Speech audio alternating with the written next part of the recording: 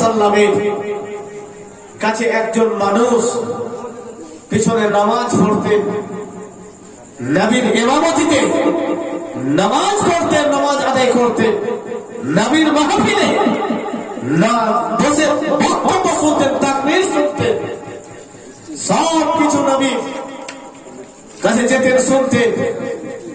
আর তার সঙ্গে একজন ছোট ছেলেকে হাতে ধরে নবীর দরবারে নিয়ে যেতেন। জোরে বলেন সুবহানাল্লাহ। বেরাদার ইসলাম মুআজ্জাজ সামাইনে কেরাম, সেই ছোট ছেলে বা চাচা জানের সঙ্গে প্রতিদিন রাসূল সাল্লাল্লাহু তাআলা আলাইহি সাল্লামের দরবারে উপস্থিত হতেন, নবীর পিছনে নামাজ পড়তেন, নবীর বক্তব্যগুলো শুনতেন, আমল করতেন। একদিন তো জাহানের বাদশাহ আমিনার লাল দুলাল বক্তব্য রাখতেছেন, ভাইজান বন্ধুগণের আমার বক্তব্য দিতেছেন, আমার আপনার নবী কিয়ামতের আলামত গুলো বর্ণনা করতেছেন, কিয়ামতের নিশানি গুলো বর্ণনা করতেছেন, নবী আমার সাহাবাদের সামনে বর্ণনা করতেছেন। সেই দিন সেই ছেলের চাচা যার সঙ্গে যার আঙ্গুল ধরে যেত, সেই চাচা সেই মাহফিলে উপস্থিত ছিল না, কোনো কারণে সে যেতে পারেনি। ভাইজান বন্ধুগণের আমার সেই ছেলে যেন বাড়ি ফিরে আসলেন, চাচা জানের সামনে বর্ণনা করলেন, চাচা জান গো, আজকে তো জাহানের বাদশাহ আমিনার লাল দুলাল এমন বক্তব্য দিয়েছে, কিয়ামতের পরিচয় গুলো বর্ণনা করেছে, কিয়ামতের আলামত গুলো বর্ণনা করেছে, চাচা এমন ভাবে কিয়ামতের নকশা বর্ণনা করেছে, আমার মাথায় সব কিছু ছেপে গিয়েছে। সুবহানাল্লাহ সুবহানাল্লাহ। বন্ধুগণের আমার বলেন, চাচা গো, এমন ভাবে বর্ণনা দিয়েছেন নবী, কিয়ামত মনে হয় আমার সামনে রয়েছে। বেরাদার ইসলাম মুআজ্জাজ সামাইনে কেরাম, যেই চাচার হাত ধরে নবীর সঙ্গে নামাজ পড়তে যেতেন, যেই চাচার সঙ্গে নবীর মাহফিলে যেতেন, সেই চাচাকে যখন বক্তব্যগুলো শোনালেন, সেই ছোট ছেলের মনে ছিল, আজকের এই বক্তব্য আমার চাচা জান শুনতে পাইনি, আমার চাচা জান কেন মাহরুম থাকে, কেন বঞ্চিত থাকে।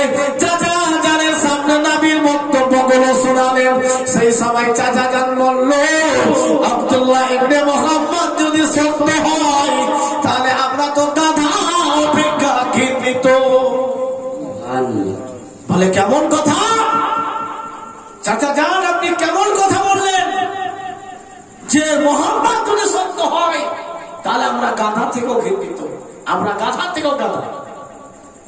সেই সময় ছোট বাচ্চা বললেন, চাচা জান, আপনার সঙ্গে আমি মসজিদে নববীতে যেতাম, আপনার সঙ্গে নবীর পিছনে নামাজ পড়েছি, আপনি তো নবীর বক্তব্য শুনে নবীর পিছনে নামাজ পড়ে, আজকে আপনি এই মতো কথা কেন বললেন? বেরাদার ইসলাম মুআজ্জাজ সামাইনে কেরাম, সেই সময় সে ছোট ছেলেটি বলে, চাচা জানবো, রাসূল সাল্লাল্লাহু তাআলা আলাইহি ওয়াসাল্লামের পরে সব থেকে আপনাকে আমি বেশি ভালোবাসতাম। জোরে বলেন সুবহানাল্লাহ। কারণ আপনি আমাকে নবীর দরবারে নিয়ে গিয়েছেন। চাচা গো, আজকের এই কথার পরে পৃথিবীর উপরে আকাশের নিচে আপনার থেকে ঘৃণিত মানুষ আমার নিকটে আর কেউ নাই।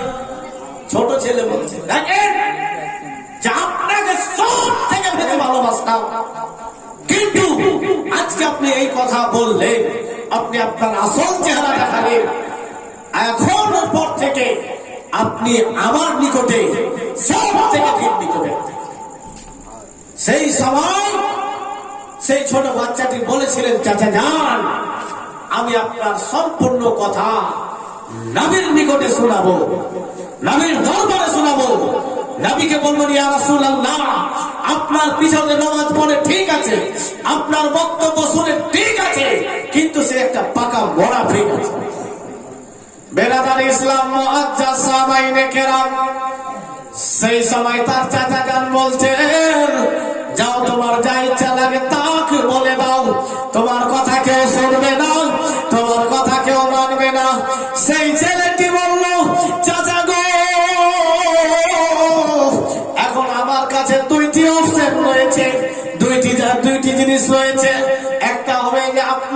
কথা নবীর সামনে বর্ণনা না করি, তাহলে রাসূল সাল্লাল্লাহু তাআলা আলাইহি সাল্লামের সাথে আবার কিয়ামত করা হবে। আরেকটি অপশন হচ্ছে যে আপনার কথাকে নবীর কাছে বর্ণনা করে আমি আমার হক আদায় করে দিলাম। বেরাদার ইসলাম মুআজ্জাজ সামাইনে কেরাম, সেই ছেলেটা রাসূল সাল্লাল্লাহু তাআলা আলাইহি ওয়াসাল্লামের দরবারে উপস্থিত হলেন। নবীর নিকটে গিয়ে বললেন, ইয়া রাসূলুল্লাহ, ইয়া হাবিবাল্লাহ, নবী, আমি যে চাচার হাত ধরে আপনার নিকটে এসেছি গো নবী, সেই চাচা আপনার খেয়ানত করেছে, আপনার ব্যাপারে এই কথা বলেছে। হযরত রাসূল পাক সাল্লাল্লাহু তাআলা আলাইহি ওয়াসাল্লাম নিজ সাহাবায়ে কেরামগণকে ডাকলেন, ডেকে জিজ্ঞাসা বললেন যে এই ছেলেটাই কথা বলতেছে, তার চাচা এই মতো কথা বলতেছেন। সাহাবায়ে কেরামগণ আলোচনা করলেন, ইয়া রাসূলুল্লাহ, ইয়া হাবিবাল্লাহ গো নবী, এই ছেলে তো ছোট ছেলে, এর কথা গ্রহণযোগ্যতা হবে না, এর কথা আমাদেরকে শুনতে হবে না। নবী গো, সেই তো আমাদের পিছনে নামাজ পড়ে, যে চাচা তার চাচা আমাদের বক্তব্য মাদ্রাসে উপস্থিত হয়, সে তো একজন বয়োজ্যেষ্ঠ লোক। সেই ছেলে তখন নবীর সাহাবাদের এই কথা শুনলেন এবং নবী তার কথায় আমল যখন করলেন না, সেই ছেলেটি সেই সমাজেই মহান রব্বুল আলামিনের দরবারে হাত দুইখানা উত্তোলন করলেন। রব্বুল আলামিন, ইন কানা কাযিবুন ফাকাজ্জাবনি, যদি আমি আল্লাহ মিথ্যা হয় তাহলে আমাকে তুমি মিথ্যা প্রমাণ করে দাও। ওয়া ইন কানা সাদিকুন ফাসাদ্দাকনি, যদি আমি সত্য হই তাহলে আমার তুমি সত্যটাকে প্রমাণ করে দাও। ছোট ছেলে দেখছে আমার কথা মিথ্যা হয়ে গেল, আল্লাহর দরবারে হাত দুইখানা উত্তোলন করে বলছেন, রব্বুল আলামিন, ইন কানা কাযিবুন ফাকাজ্জাবনি, যদি আমি মিথ্যা হই তাহলে আমার মিথ্যাটা প্রকাশ হয়ে যায়, আর আমি যদি সত্য হই তাহলে আমার সত্যটা প্রকাশ হয়ে যায়। জোরে বলেন সুবহানাল্লাহ। ওখানে তার চাচা কসমের উপরে কসম, কিরার উপরে কিরা খাচ্ছে। নবী, আমি এই কথা বলিনি, এই কথা বলিনি। ছেলে হাত উঠিয়ে বলছে, রব্বুল আলামিন, যদি আমি মিথ্যা হই তাহলে আমার মিথ্যা প্রমাণ হয়ে যায়, যদি আমি সত্য হই তাহলে আমার সত্যটা সেটা প্রমাণ হয়ে যায়। বেরাদার ইসলাম মুআজ্জাজ সামাইনে কেরাম, সেই ছেলে হাত দুইখানা উত্তোলন করে মহান রব্বুল আলামিনের দরবারে দোয়া করতেছেন, ফরিয়াদ করতেছেন। আল্লাহু তাবারাক ওয়া তাআলা হযরতে রুহুল আমিন জিবরিল আমিনকে রাসূলের নিকটে পাঠিয়ে দিলেন, যাও যাও, সেই ছেলেটির কথাকে তুমি সত্য প্রমাণ করে দাও। আল্লাহু তাবারাক ওয়া তাআলা নবীর কাছে হযরতে জিবরিল আমিন আসলেন, আল্লাহর পক্ষ থেকে ওহী নিয়ে আসলেন, সূরা তওবার আয়াত দিয়ে আসলেন। আল্লাহু তাবারাক ওয়া তাআলা প্রকাশ করে দিলেন।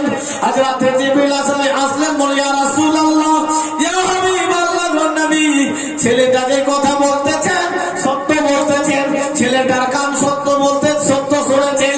নবী আমার যখন জিবরিলের পক্ষ থেকে এই কথা শুনতে পেলেন, আমার প্রিয় নবী সেই ছেলেটিকে ডাকলেন, এসো বাবা এসো। তার কানে হাত দিয়ে বলছে, সত্যিকারই তোমার কান সঠিক শুনেছে। সুবহানাল্লাহ। হাত নামেনি, দোয়া কবুল। বেরাদার, এই তো হচ্ছে কিছু সমাজে মুনাফিক আছে, আজকে মুনাফিকে ভরে আছে সমাজ। তাই আমাদেরকে দুমুখাগিরি থেকে বাঁচতে হবে। ভাইয়ের সামনে ভাইয়ের মতো, গায়ের সামনে গায়ের মতো, আপনাকে সঠিকের উপরে থাকতে হবে, আমাকে সঠিকের উপরে থাকতে হবে। একবার দুরূদ পাঠ করেন, একটা রাতের ওষুধ।